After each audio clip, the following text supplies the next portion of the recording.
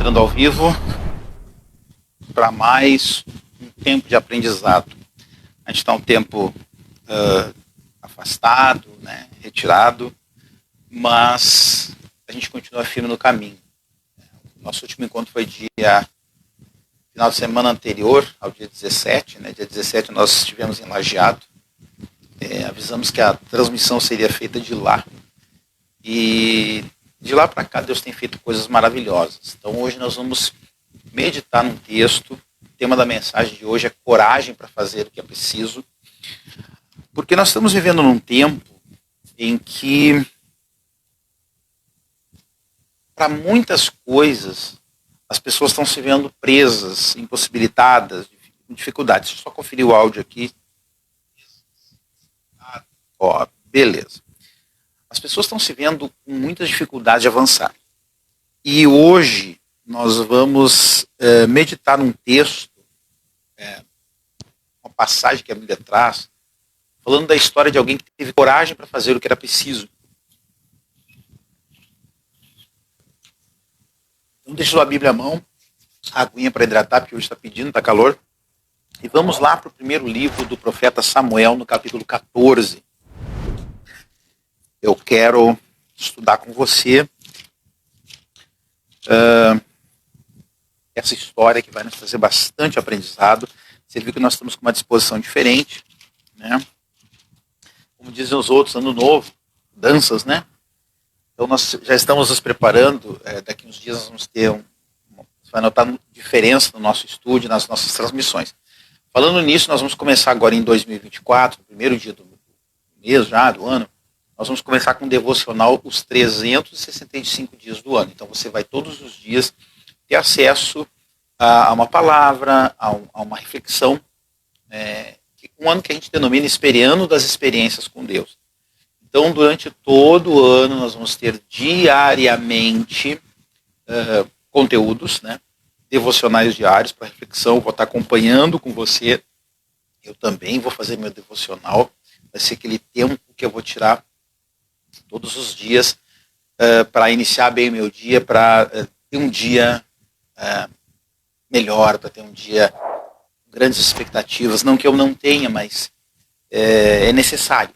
Vai ser muito importante essa caminhada, esses próximos 365 dias do ano, com devocionais, com instruções de Deus, uma coisa bem bacana. Então fique ligado, no dia 31 a gente já vai subir as informações aqui na página, no Instagram.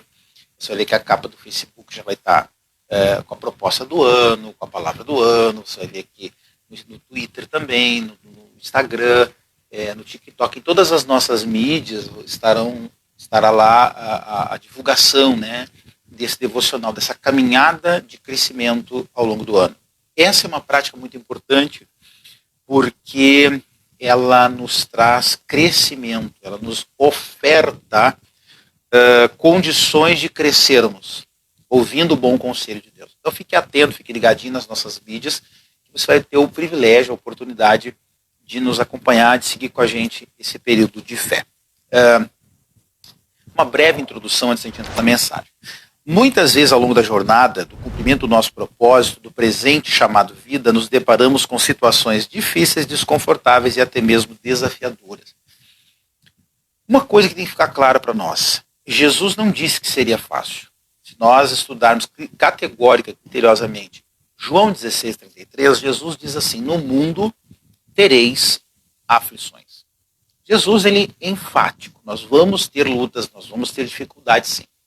Infelizmente, nas últimas décadas, se tornou comum, se popularizou uma frase do tipo: vem para Jesus que tua vida vai mudar.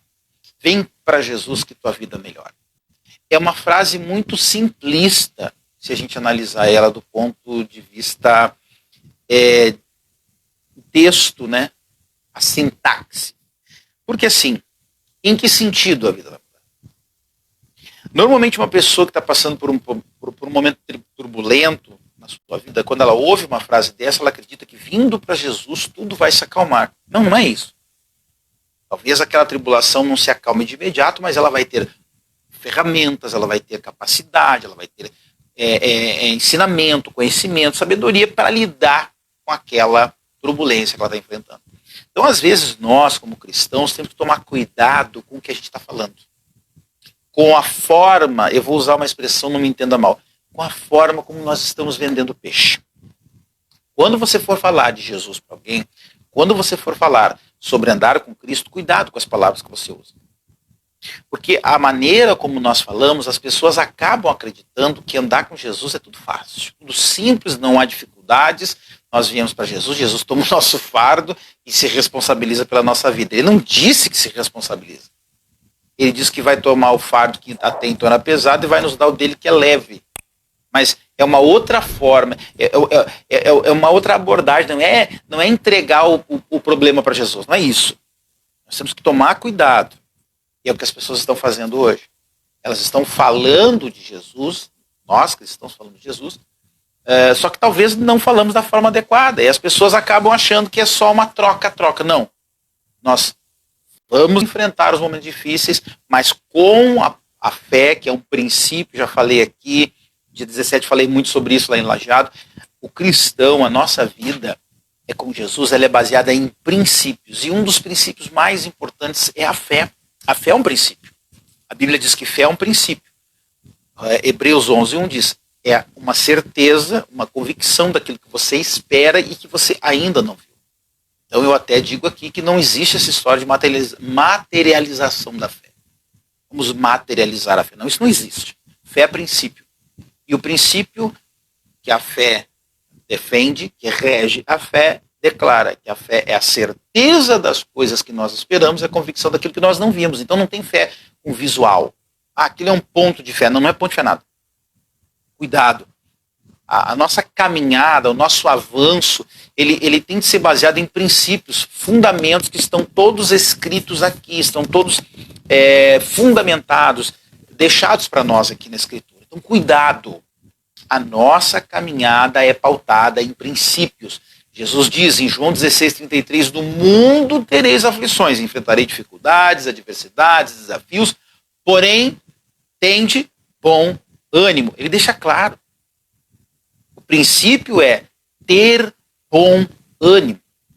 O princípio é isso. Quando você respeita o princípio, você vive a consequência de respeitá-lo. Quando você não respeita, quando você quebra um princípio, você é quebrado por ele. Então, isso tem que ser o nosso ponto de partida, ok? É comum em momentos assim orarmos por mudança. Porém, a resposta de Deus será com disrupção.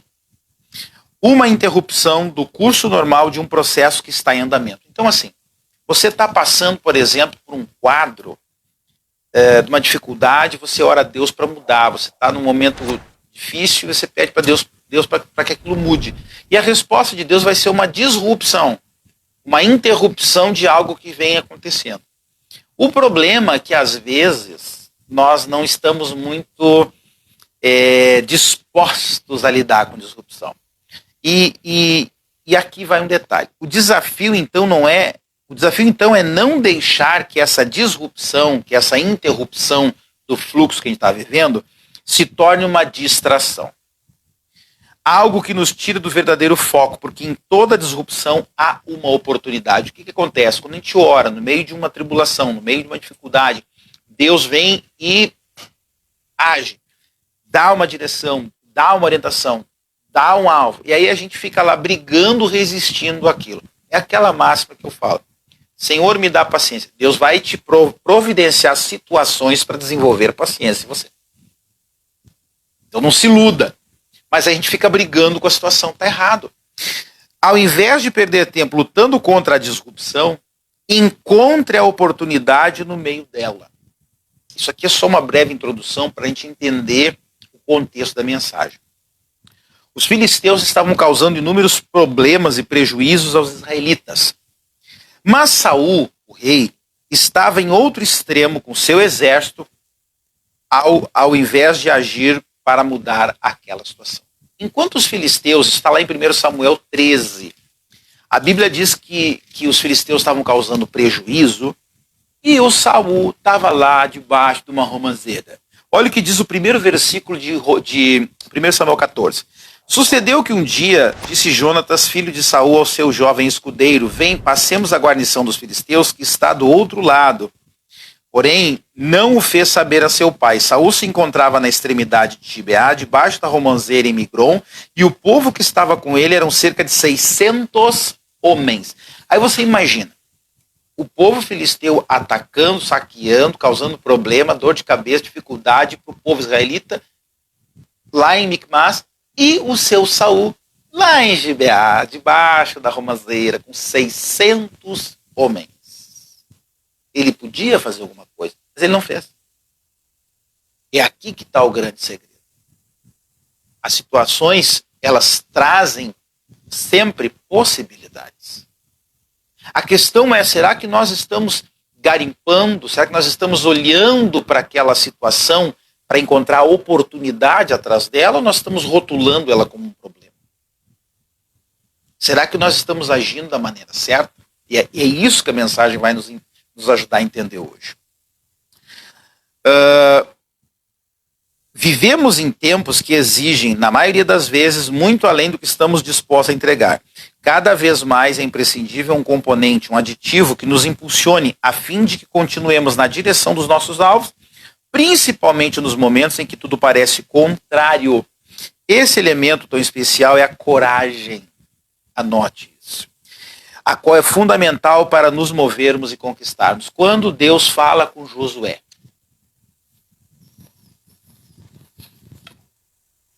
certamente você já ouviu esse texto, Josué 1, e lá Deus diz: tão somente ser forte e corajoso. São os dois princípios. E às vezes as pessoas não têm coragem para fazer o que é necessário. E é o que a palavra de hoje vai nos dizer, vai nos ensinar. E aí eu trago uma pergunta. Como você costuma agir diante das situações críticas, dos desafios e das adversidades? Como? Comece a refletir para que a luz dessa mensagem, para que a luz dessa palavra, desse ensinamento, a gente possa alinhar e avançar. Vamos lá. 1 Samuel 14, verso 1. E sucedeu que um dia disse Jonatas, filho de Saul, ao seu jovem escudeiro: vem, passemos a guarnição dos filisteus, que está do outro lado. Porém não o fez saber ao seu pai. Saul se encontrava na extremidade de Gibeá, debaixo da romeira em Migron. E o povo que estava com ele eram cerca de 600 homens. Aías, filho de Aitube, irmão de Icabô, filho de Finéias, filho de Eli, sacerdote do Senhor em Siló, trazia a estola sacerdotal. O povo não sabia que Jonatas tinha ido. Entre os desfiladeiros pelos quais Jonatas procurava passar a guarnição dos filisteus, deste lado havia uma penha íngreme e do outro outra. Uma se chamava Bozés e outra Sené. Uma delas se erguia ao norte, de fronte a Micmas, e outra do sul, de fronte a Gebá. Disse, pois, Jonatas ao seu escudeiro: vem, passemos a guarnição desses incircuncisos, porventura o Senhor nos ajudará nisto, porque para o Senhor nenhum impedimento há de livrar com muitos ou com poucos. Então o seu escudeiro lhe disse: faze tudo segundo inclinar o teu coração. Eis-me aqui contigo, a tua disposição será minha. Disse, pois, Jonatas: eis que passaremos aqueles homens e nos daremos a conhecer a eles. Se nos disserem assim: parai até que cheguemos a vós outros, então ficaremos onde estamos e não subiremos a eles. Porém, se disserem: subi a nós, então subiremos, pois o Senhor nos entregou nas mãos. Isso nos servirá de sinal. Dando-se, pois, ambos a conhecer a guarnição dos filisteus, disseram estes: eis que já os hebreus estão saindo dos buracos em que se tinham escondido. Os homens da guarnição responderam a Jonatas e a seu escudeiro e disseram: subi a nós e nós vos daremos uma lição. Disse Jonatas ao escudeiro: sobe atrás de mim, porque o Senhor os entregou nas mãos de Israel. Então trepou Jonatas de gatinhas e o seu escudeiro atrás, e os filisteus caíram diante de Jonatas, e seu escudeiro os matava atrás dele. Sucedeu esta primeira derrota em que Jonatas e o seu escudeiro mataram perto de 20 homens, em cerca de meia geira de terra. Houve grande espanto no arraial, no campo e em todo o povo, também a mesma guarnição e os saqueadores tremeram, e até a terra se estremeceu, e tudo passou a ser um terror de Deus. Amém? Vamos entender as lições que esse texto nos traz. Primeiro, Fugir ou se eximir do desafio não o resolverá. Problemas não resolvidos voltam mais fortes e nos destroem. Encare os seus monstros. No verso primeiro, a Bíblia mostra que Jonatas vai e, no bom sentido, compra aquela briga. O Jonatas se vê diante desse quadro e se incomoda, porque para ele era inaceitável que o povo de Deus ficasse sendo afrontado pelo povo filisteu e nada fizesse. Então, assim, seja qual for o quadro que está proposto diante de você, fugir, fazer vista grossa, fazer de conta que não existe, ignorar, não vai resolver. Encare. Ah, mas eu tenho medo, eu tenho receio, eu não sei. Confie em Deus. Seja qual for o tamanho do problema, a dimensão que ele traga, confie em Deus. O próprio Jonatas, nesse texto, diz: para Deus não importa se ele vai nos dar vitória com muitos ou com poucos. Para Deus, o que menos importa são os recursos. Ele é Deus. Então, de repente, você está enfrentando uma crise financeira, você está enfrentando uma crise no seu casamento, você está enfrentando uma crise no seu ministério, você está enfrentando uma enfermidade no seu corpo, seja qual for o problema. Põe uma coisa na sua cabeça: para Deus não há impossíveis. A questão é, você tem que ir em frente, você tem que se permitir avançar, você tem que se permitir encarar, lidar com aquilo. Mas o que nós estamos vendo hoje? As pessoas estão se acovardando. Muitos estão se acovardando e estão fazendo a igreja de refúgio. Cuidado. Não é porque você é do povo de Deus, não é porque você aceitou Jesus, não é porque você se diz cristão, que você vai se esconder dentro da igreja, não. Você vai para aprender, mas você tem que encarar, você tem que ir atrás. Não adianta você ficar sentado na sua poltrona de casa assistindo o culto, sentado no banco da igreja orando a Deus para resolver o teu BO financeiro se você não vai lá falar com o seu credor. Não adianta. Você tem que se posicionar. Você precisa encarar. Fugir ou se eximir do desafio não o resolverá. Problemas não resolvidos voltam mais fortes e nos destrói. Encare os seus monstros. O Davi, a gente viu na última quinta-feira que a gente se encontrou, que o Davi encarou. O Davi encarou o Golias. Ele ficou tão revoltado com as afrontas que o Golias fazia que ele foi lá e cortou a cabeça do Golias. Mas um menino, diante de quantos homens? Nós temos que tomar cuidado. Ninguém tem a obrigação de resolver os problemas que estão nas suas mãos.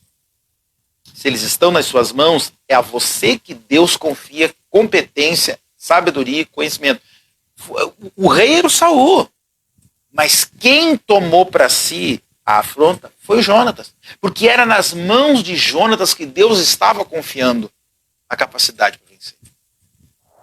Segunda lição: não podemos jamais perder o timing para a ação. Isso também é estratégia.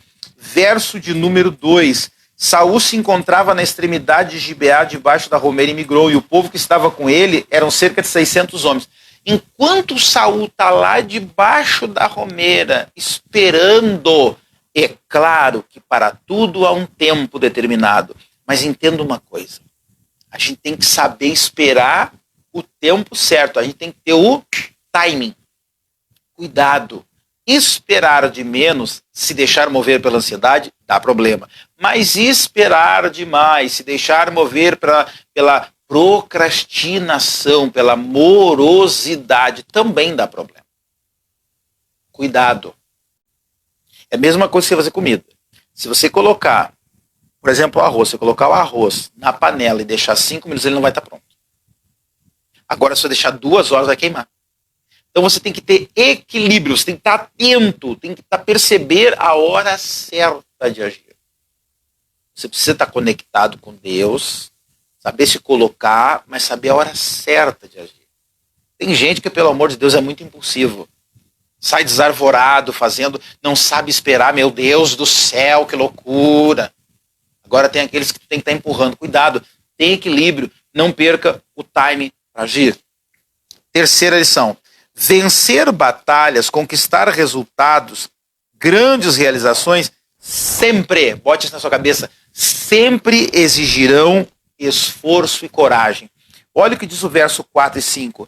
Entre os desfiladeiros pelos quais Jonatas procurava passar a guarnição dos filisteus, deste lado havia uma penha íngreme e de outro outra. Uma se chamava Bozés e outra Sené. Uma delas se erguia ao norte, de fronte de Micmas, e outra ao sul, de fronte de Geba. Bote uma coisa na sua cabeça. As coisas, aquilo que não vale nada, não custa nada. Como assim? Tem gente que quer que tudo caia do céu. Não quer esforço, quer conquistar. Quer voar alto, quer ter grandes resultados, mas não quer pagar o preço. Deixa eu te falar uma coisa. Para que Jesus ascendesse ao seu lugar de rei, que era seu, do qual ele abriu mão para nos salvar, o preço foi a cruz e a coroa de espinhos. Para que Davi se tornasse conhecido, o preço foi encarar Golias, as perseguições de Saul e outras tantas. Se você pegar todos os personagens da Bíblia, você vai ver que todos tiveram, os que tiveram realizações grandiosas, tiveram que pagar um preço. O Daniel saiu exilado da sua terra, foi acusado do que não havia feito, foi injuriado, injustiçado. O José foi vendido pelos seus irmãos. Todas as pessoas, todos os grandes nomes da Bíblia que tiveram, e eu falo grandes nomes pelas suas realizações em Deus, que tiveram algum feito, alguma conquista, pagaram um preço. E a nossa geração parece que não quer pagar preço. Deixa eu te explicar uma coisa. Jesus morreu e nos deu salvação gratuita. Anote bem isso no seu caderninho. Jesus morreu para nos dar a salvação é de graça. Não confunda as coisas. A salvação é de graça. Entretanto, todavia, porém, os resultados exigem esforço, exigem coragem. A obra de Jesus na cruz não nos isenta de esforço, não nos isenta de coragem. Não para sermos salvos, que isso é obra de Jesus, mas para conquistar os nossos resultados é esforço, é empenho, é obediência, é coragem. As pessoas acham que sentar no banco da igreja, dizer que é de Jesus, tudo que vale a pena pede esforço. Aquilo que não vale nada também não custa nada. O Jonatas era filho do rei. Ele não precisava fazer nada daquilo. Mas o Jonatas tinha uma coisa ímpar. O Jonatas tinha uma visão que o pai dele não tinha. Talvez essa visão está faltando para nós hoje, cristãos. Nós temos que parar de nos escorar na oração e começar a agir. Agir com sabedoria, sabe? Se a gente pesquisar aqui, se a gente procurar aqui, Deus tem um princípio para aquele momento que nós estamos enfrentando, seja ele qual for.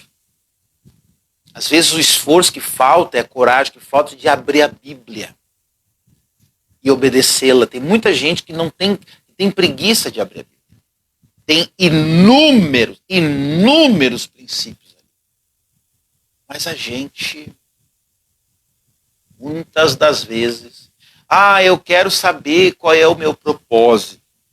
Sabe qual é o princípio que salvaguarda propósito na Bíblia?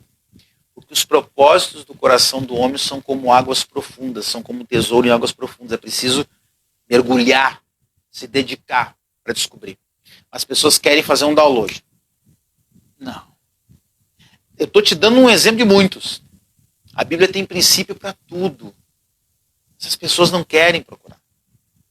Então, aquilo que vale a pena, vou repetir, vencer batalhas, conquistar resultados, grandes realizações, sempre exigirão esforço e coragem. Então, se você é daquela patotinha que gosta, vou ficar olhando para o Senhor fazer alguma coisa para mim. Não, o Senhor não vai fazer nada para ti. O Senhor não tem obrigação de fazer nada para você. Ele já fez. Jesus já morreu no madeiro para você ser salvo, você ter acesso à salvação via graça. Então agora, querido, agora, querida, cabe a você ouvir, obedecer e aplicar a palavra, os princípios da palavra. E eu não estou te falando porque me disseram, eu estou te falando porque é assim que eu vivo. Eu posso te dizer que eu sei o que é viver milagre. E não é pela força do meu braço. É pelo poder daquele que nos salvou. Mas por quê? Porque eu respeito princípio.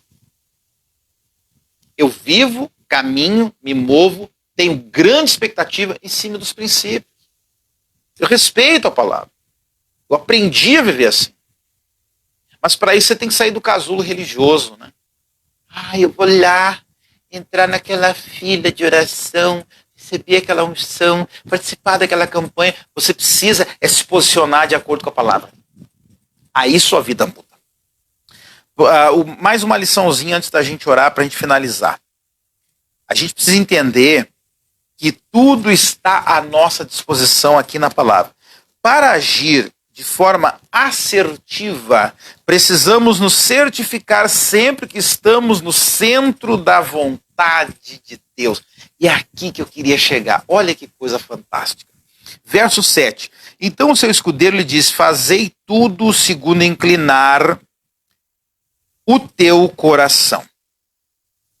Só deixa eu ler o 6 que eu quero frisar uma coisa. Disse, pois, Jonathan ao seu escudeiro: vem, passemos a guarnição desse circunciso, porventura o Senhor nos ajudará nisso, porque para o Senhor nenhum impedimento há de livrar com muitos ou com poucos. Para Deus, não importa o tamanho dos nossos recursos. Eu vou frisar, vou repetir o que eu já falei antes. Para Deus não importa os teus recursos, a tua capacidade. Se você se posicionar da maneira certa, se você obedecer o princípio, as coisas vão acontecer. Verso de número 7. Então o seu escudeiro lhe diz: faz tudo segundo inclinar teu coração. Eis-me aqui contigo, a tua disposição será minha. Disse, pois, Jonas: eis que passaremos aqueles homens e nos daremos a conhecer a eles. Se nos disserem assim: parai até que cheguemos a vós outros, então ficaremos onde estamos e não subiremos a eles. Porém, se disserem subir a nós, então subiremos, pois o Senhor nos entregou nas mãos. Isto nos servirá de sinal.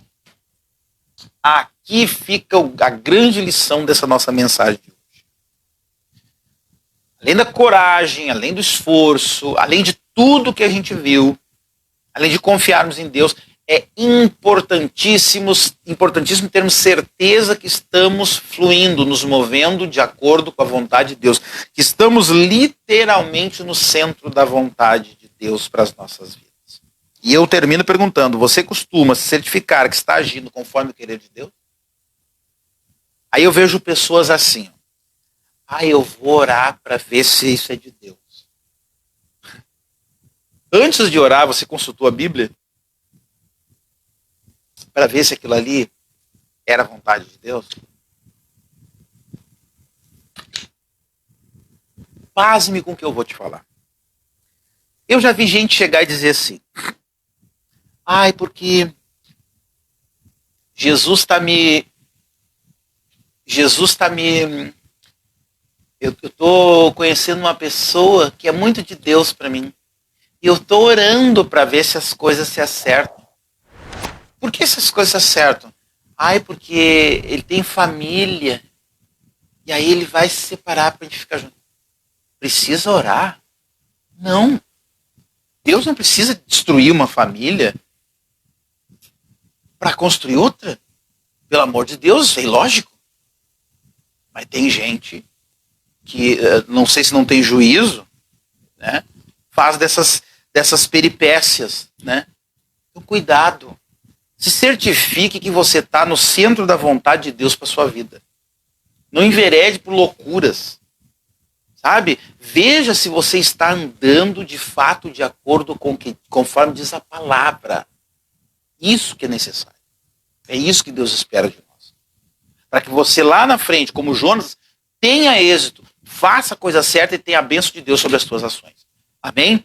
Vamos falar com Deus. Pai, obrigado pela tua palavra. Senhor, ela cada dia se renova e nos traz entendimento, crescimento, sabedoria.